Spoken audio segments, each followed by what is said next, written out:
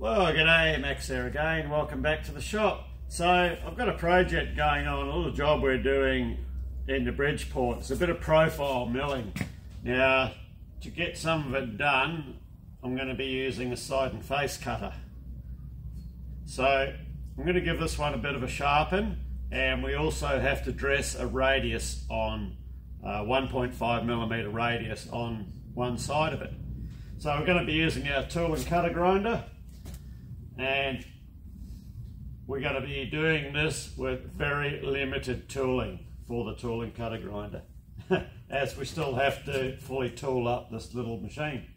So we'll bring you in and we'll go through the procedure of how I tackle this in my shop with the equipment that I have got.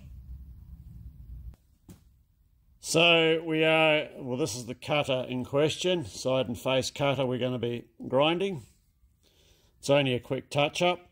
Now we've got it mounted on an arbor. It's just an R8 arbor off the Bridgeport. And we're going to be using our cylindrical attachment and tailstock. So that can go into there.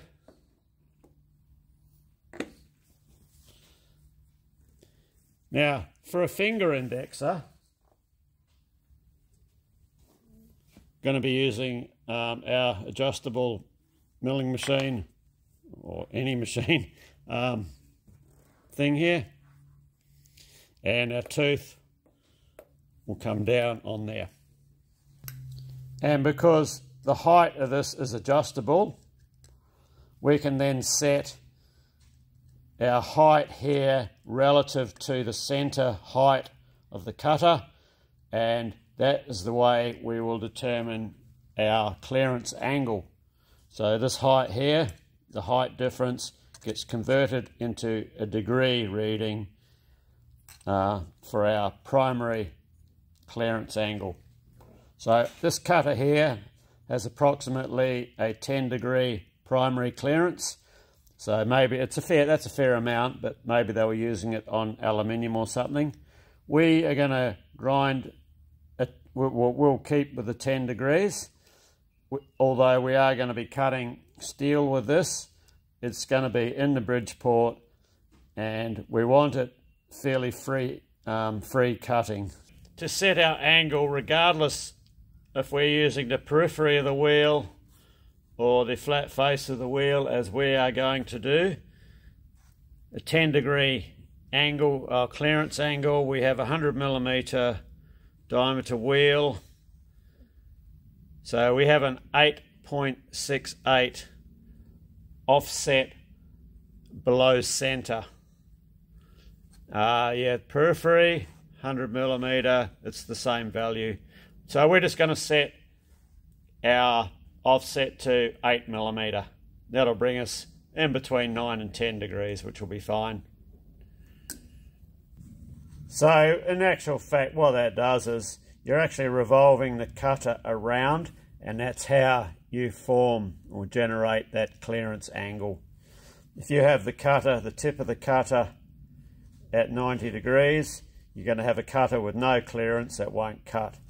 So if you bring the cutter in at an angle, a pre-measured angle, and in our case it's going to be just under 10 degrees, achieved by altering our tooth rest height below center, and that will give your primary clearance. And to adjust our finger rest offset, we can just drop a piece of tool steel on there and adjust our stop accordingly.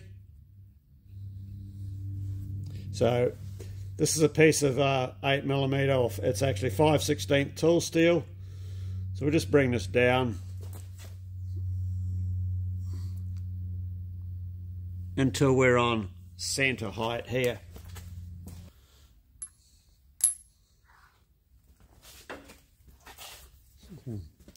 Put our cutter and arbor back in.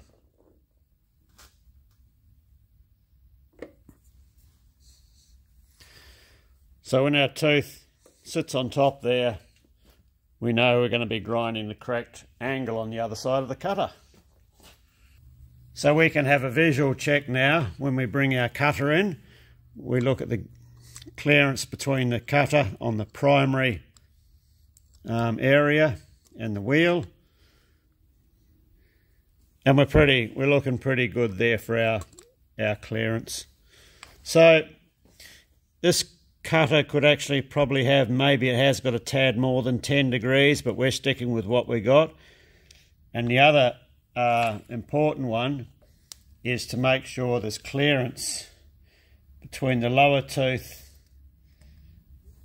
and the wheel. And we are quite tight here, but I can still get this feeler blade in. So we are very close to contacting the lower tooth, which is something we do not want to do. But I think we'll just get away with this. This is the disadvantage of grinding on the face of the wheel. If we were to use the OD of the wheel, that would allow a bit more clearance on this other tooth. But this is the wheel we're going to be using. So I've just gone around and blued up the edges of the teeth so we can see what's going on.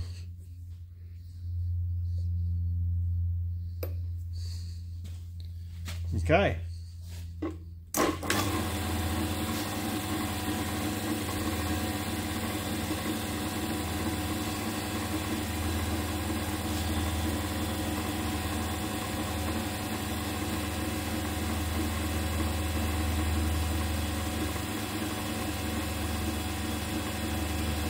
Just bring the tooth in, the cutter in, just till we make contact.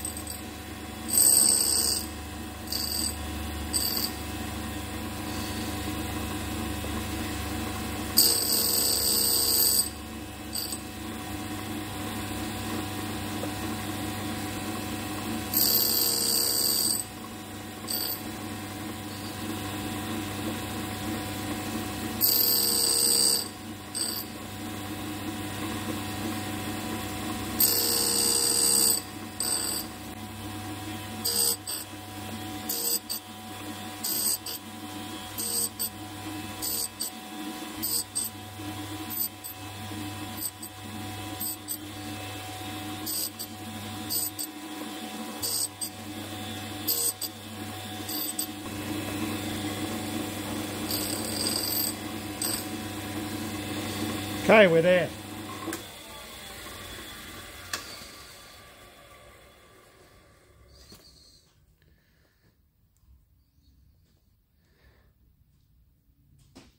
Okay, so we'll come and have an inspection. The old aeroplanes are busy this morning. We live right near the flight path. So you can see the shiny spot in the blue is where we've been grinding. And we're getting a fair bit of variation. So we haven't quite got a full clean up yet. Some we have, some we haven't. So we'll go in another couple of thou and hopefully we'll get a full clean up.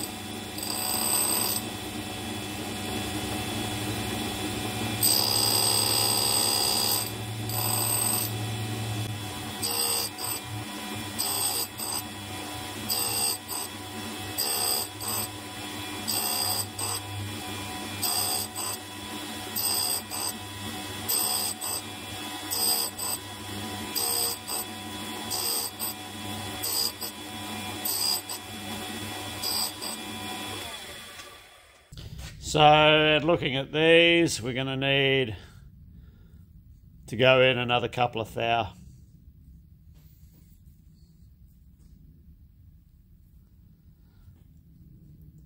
We may have to do a touch up on the secondary clearance too. If the secondary clearance isn't large enough, or your primary clearance gets too large, the cutter can start rubbing. That's the purpose of the secondary clearance.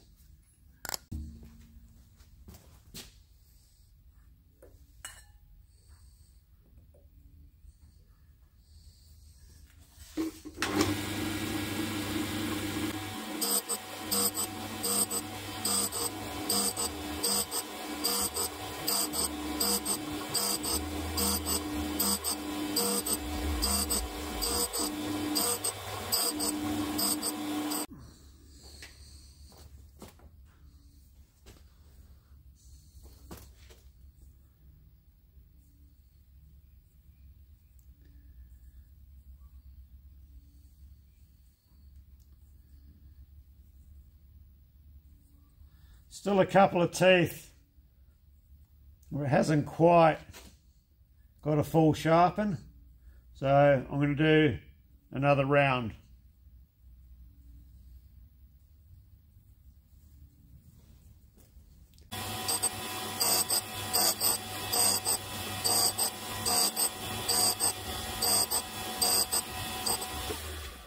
Okay.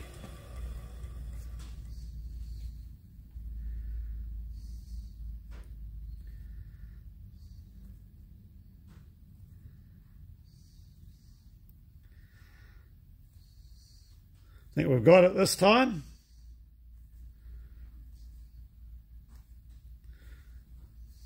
Yep, that's looking good. So you can see now our primary clearance is getting larger than our secondary. So then what we'll do is we'll go around and touch up our secondary and just see if we can split this width in half. Just before we get too involved with our secondary relief, if you're new to using a tool and cutter grinder, I would not recommend you do it the way I'm doing it, with the finger indexer in the rear and grinding down on top of the edge of the cutter. There's some things that can go horribly wrong here, especially if you're using a wheel such as this. Aluminium oxide vitrified bond style wheel. What can happen if you have the slightest if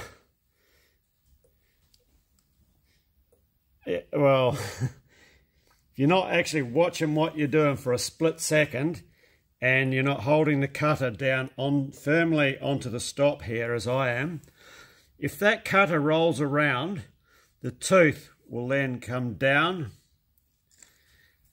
and dig into the grinding wheel. Now, if it's this style of wheel, the chances are you're going to explode the wheel and also take out the tooth. So, yeah, if you're new, I'll show you another method till you get competent. So the other method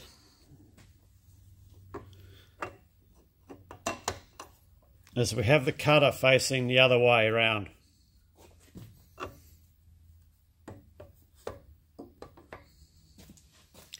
Get rid of that out of the way. So what's happening then, we're actually grinding down. I'll come here, I'll bring it a bit closer. So basically, yeah, if you're new and not that familiar with the tool and cutter grinder, you have your tooth rest sitting under this tooth here, and your wheel running down this direction. So everything's forced down against the finger rest, the tooth rest. So that eliminates the wheel coming around any further and crashing, grabbing the grinding wheel. Because, yeah, if it is this style of wheel, there's a very likely, above average chance it will explode the wheel. And that's the reason why. If you're just learning, it's done that way. Now, if I had all the proper finger indexing tooling for this machine, a lot of the grinding too, I would actually do that way. But Yeah, once you're a bit more competent at it, sometimes it's easier to go the other way. Okay, so we'll re-blue up for our secondary clearance.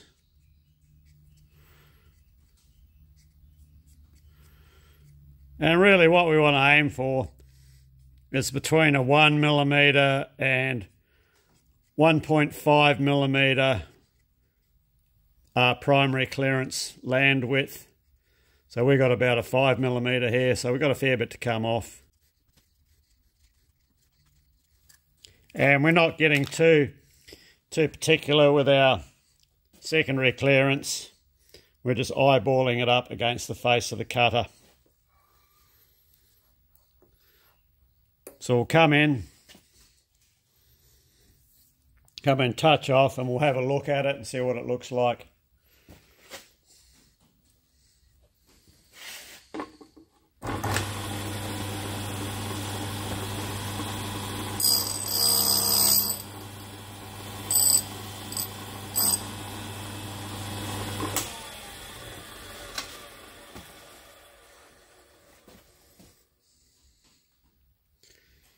Okay, so you can see there we've come in about in the middle between our primary and the tail end of the secondary.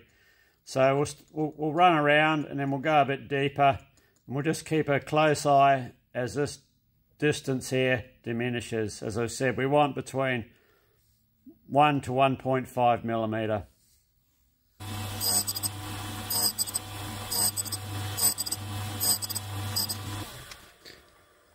Okay, so I'll just go in another couple of thou at a time till we come up close to dimension here.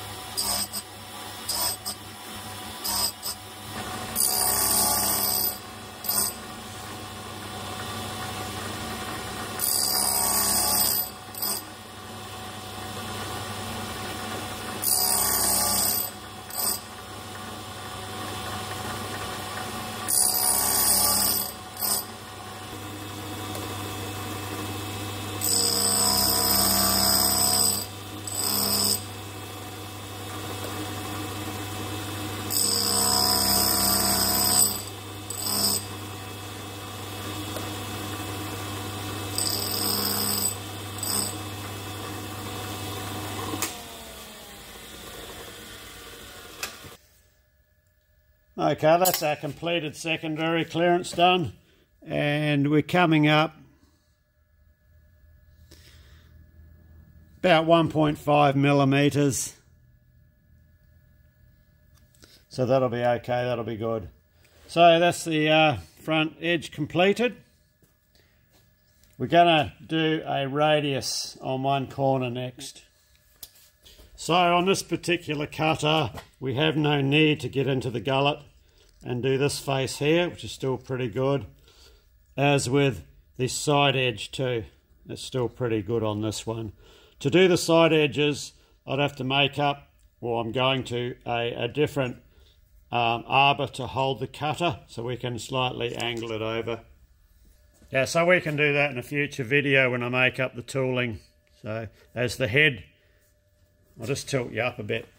Yeah, the head, the grinding head on this machine, like the table swivels rotationally around the grinding wheel, but the grinding wheel does not pivot, does not tilt. So that's probably something I could do at later stages, which it wouldn't be hard to do on this machine to make the spindle tilt, which is quite desirable to be able to do. So, okay, let's get it set up now, and we're going to do our corner radius. It only has to be on one side. So this series of books here, this is volume 3. It's a 3-part set. These were the books that we used at trade school when we were apprentices, and I still reference these books today because there's a lot in them and we can't use everything. So goes through a lot of stuff: gearing, precision measurement, tool and cutter grinding, surface grinding, cylindrical grinding, cutting worms, multi-start threads. Between the series of books, there's a lot in them, and yeah, like I say, I still use these for a bit of reference material from time to time. After all, we can't remember everything, so well worth grabbing a set if you haven't got one, or if you're a learner machinist. Yeah, this is what you want to get hold of. We're just putting our spindle extension back on now. I normally have this on. So the wheel that we were using, it's one of these diamond impregnated wheels. This is a 150 grade wheel. And okay, yeah, these are supposed to be for tungsten carbide, and people say that when you run high-speed steel on them, it degrades them. Well, yeah, it probably does, but high-speed steel degrades any wheel at the end of the day. These, as far as I'm concerned, are a way safer option in a tool and cutter grinder compared to this style of wheel. So especially sometimes in a tool and cutter grinder, you're banged up very tight for space, and if you're running a guard, it can make it very restrictive. And I have a series of guards that I have made for this machine, and I do always run them with this style of wheel, but this style of wheel, it's not as crucial, I find. So anyway, let's get this back on there and we'll do our corner radius. So we're putting a 1.5mm radius right on the corner of this tooth, or of all of the teeth. And so how I do that, the little grinding vise, with the cutter sitting down, 2 teeth index on the flat surface of the vise. Now this is a tooth that we're doing, and we're about 8mm above centre height to maintain our primary clearance.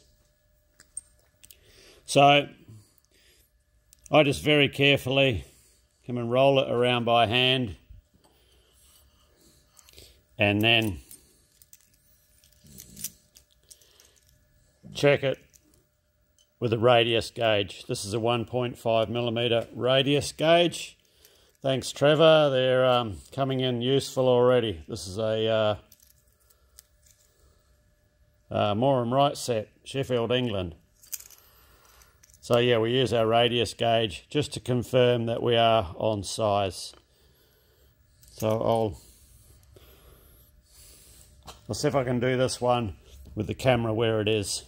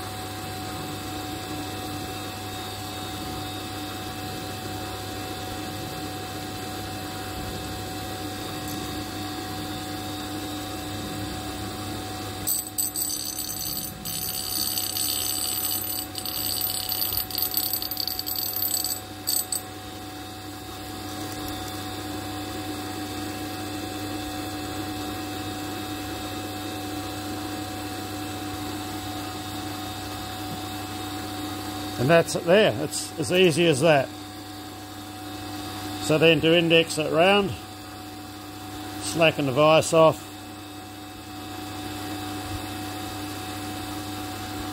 round to the next tooth.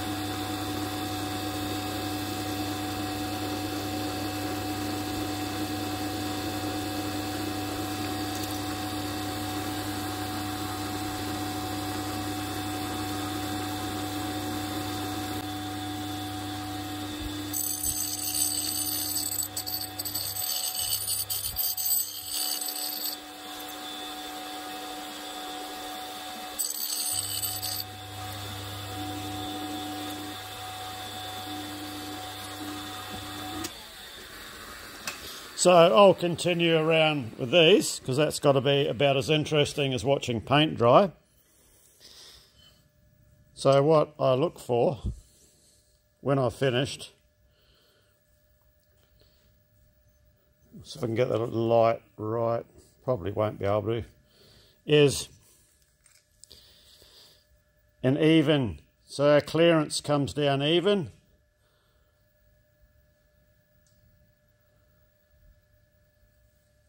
So they all look the same.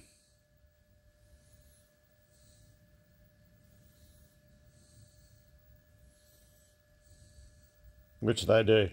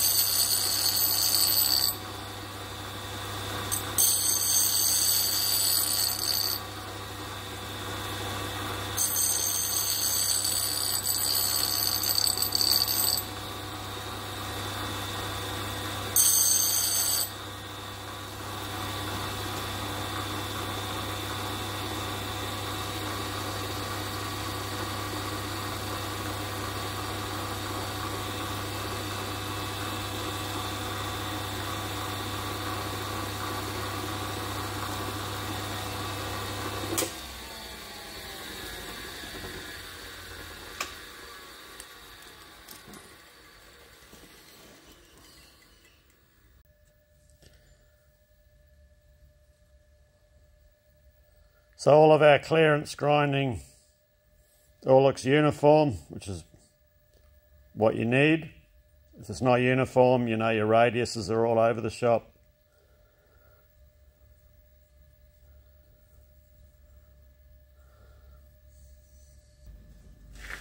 And then our 1.5mm radius gauge.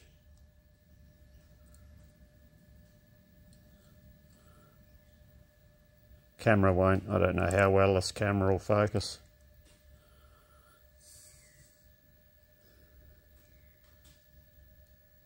But we're getting a good fit on all of the teeth.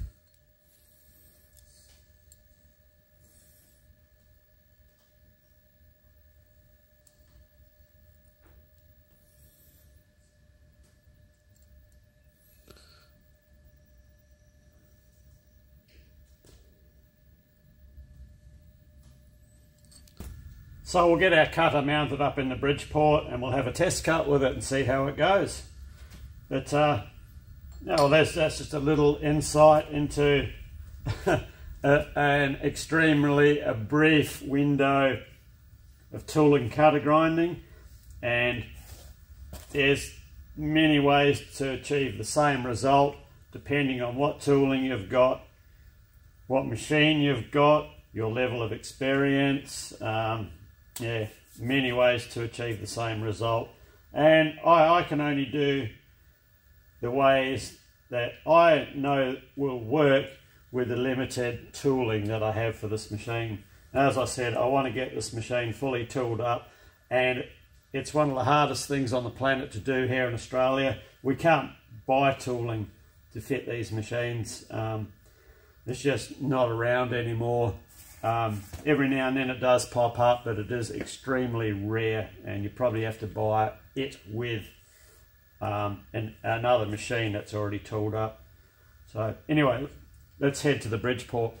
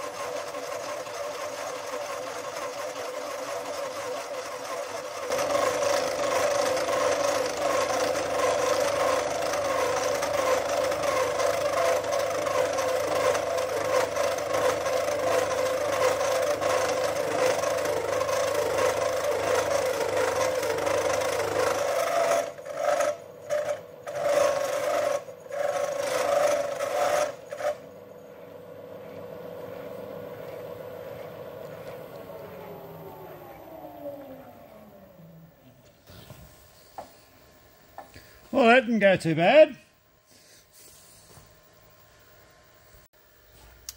It's a big diameter cutter to be hanging out a fairway in a Bridgeport. Our radius, whoops, I'll do that different. I'll do that from here. Our radius come out very good. So we'd call that one a win. So we'll bring this one to a close here. Yeah, just a brief bit of a video on the way I grind with what I have. A side and face cutter. It's a straight tooth side and face cutter, not a staggered tooth. So the part we have in the milling machine is in a video that I'm currently editing, and I need this cutter for. So it's a bit of profile milling that we are doing there. So if you watch the video when it comes out, you'll see. So anyway, cheers, thanks for watching, and see you in the next video.